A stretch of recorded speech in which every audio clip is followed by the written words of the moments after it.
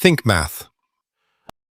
Take x plus 1 all squared, then add 3 times x plus 1, and finally add 2. You could expand everything and tidy it up, but there is a much easier route. Look closely.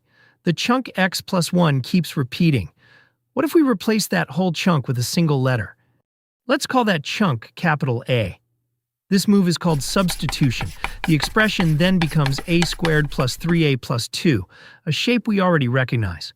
Just like last time, look for two numbers that add to 3 and multiply to 2. That is 1 and 2, so it factors as a plus 1 times a plus 2. But you cannot stop here. A was only a borrowed name, so you must switch back to the original letter. Put x plus 1 back in place of a. The first bracket becomes x plus 1, which is x plus 2. The second becomes x plus 1 plus 2, which is x plus 3. So the answer is x plus 2 times x plus 3.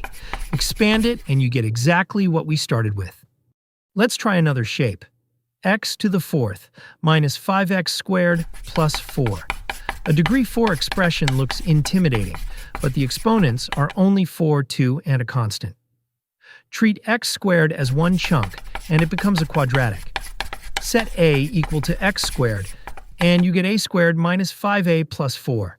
Two numbers adding to negative 5 and multiplying to 4 are negative 1 and negative 4, so it factors as a minus 1 times a minus 4. Switching back gives x squared minus 1 times x squared minus 4. But look once more.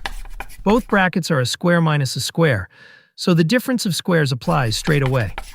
The final answer is a product of 4, x plus 1, x minus 1, x plus 2, x minus 2. Always check whether it can be broken down further after you switch back.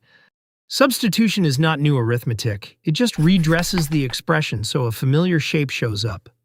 A sip of math every day here at Think Math.